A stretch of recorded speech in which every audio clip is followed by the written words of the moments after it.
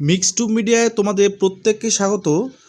তোমরা যারা নার্সিংয়ের ক্যান্ডিডেট রয়েছো, বিশেষত তোমরা যারা স্টাফ নার্স গ্রেড 2 পদের জন্য রিক্রুটমেন্টের যে নোটিশ সেটার জন্য অপেক্ষা করে আছো, তোমাদের জন্য স্পেশালি আজকের এই ভিডিও। সেই সঙ্গে তোমরা যারা 2024-এ নার্সিং এন্ট্রান্স দেবে, তোমাদের জন্য কিছু বিশেষ আলোচনা আজকের এই ভিডিওর মাধ্যমে করব। অবশ্যই ভিডিওটা মিস করবে না।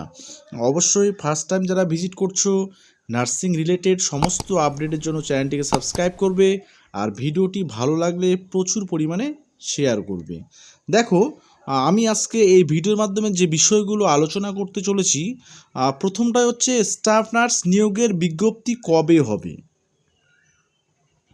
এটা নিয়ে তোমাদের মনে কিন্তু অনেকটা দ্বন্দ্বের সৃষ্টি হয়েছে যে ভোটের আগে না ভোটের পরে। এবার ভোটের যে নির্ঘণ্ট সেটা কবে নাগাদ ঘোষণা হতে পারে সেটা দেখো। ভোটের নির্ঘণ্ট কিন্তু আগামীকাল 16ই মার্চ ঘোষণা হবে।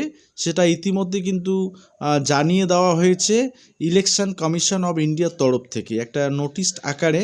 তারা কিন্তু বলেছে যে আগামীকাল বিকেল 3টার সময় ভোটের নির্ঘণ্ট ঘোষণা হবে। অর্থাৎ আগামীকাল ভোটের নির্ঘণ্ট ঘোষণা হচ্ছে, তাই স্টাফ নার্স নিয়োগের বিজ্ঞপ্তি তোমাদের কিন্তু পিছিয়ে যাচ্ছে। এবার স্টাফ নার্স নিয়োগের নম্বর বিভাজন, যে যারা তোমরা স্টাফ নার্স পদে আবেদন করবে, যদি তোমাদের নোটিশটা ভোটের পরে আসে, তো সেক্ষেত্রে তোমাদের আবেদন করার পরে তোমাদের স্টাফ নার্স নিয়োগের যে নম্বর বিভাজনটা সেটা তোমরা বাড়িতে বসেই তোমরা জানতে পারবে যে তোমরা কত নাম্বার পাবে।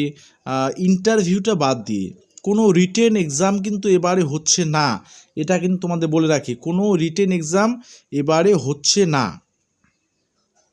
তোমাদের অ্যাকাডেমিক যে কোয়ালিফিকেশান বা অ্যাকাডেমিক যে মেরিট, সেই অ্যাকাডেমিকে তোমাদের 75 মার্কস থাকছে, ঠিক আছে, অ্যাকাডেমিকে। আর তোমাদের বাড়তি থাকছে তোমাদের 5 থাকছে তোমাদের ডিপ্লোমা কোর্সের জন্য, ঠিক আছে। আর তোমাদের ইন্টারভিউ থাকছে 15 মার্কস, আর এক্সপিরিয়েন্সের 10 মার্কস। এক্সপিরিয়েন্স যেটা অভিজ্ঞতা, সেই অভিজ্ঞতা 10 মার্কস থাকবে। তো অভিজ্ঞতা 1 থেকে 2 বছরের মধ্যে হলে 2 নাম্বার পাবে, বা 2 থেকে 3 বছরের মধ্যে হলে তোমরা 4 নাম্বার পাবে। এভাবে কিন্তু নাম্বার বিভাজন করে দেওয়া আছে, ঠিক আছে। যখন বিজ্ঞপ্তি জারি হবে তখন তোমরা সেটা ভালোভাবে বুঝতে পারবে।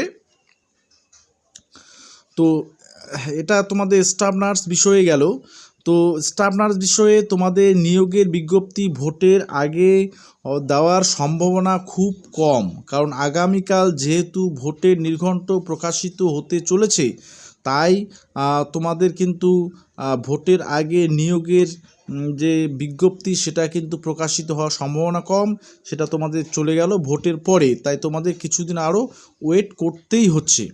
ওকে, আচ্ছা, এবার আসছি নার্সিং এন্ট্রান্সের বিজ্ঞপ্তিটা কবে নাগাদ দেবে। বা তোমাদের জানো যে এন্ট্রান্স দিতে গেলে তোমাদের অ্যাপ্লিকেশান আগে করতে হবে, সেই অ্যাপ্লিকেশানটা এখনও পর্যন্ত হয়নি। তোমাদের WBJEB এর তরফ থেকে যে এক্সামিনেশান শিডিউলটা দেওয়া ছিল, সেখানে কিন্তু স্পষ্টত উল্লেখ ছিল যে ফেব্রুয়ারি এবং মার্চের মধ্যে তোমাদের অ্যাপ্লিকেশান নেওয়া শুরু হবে।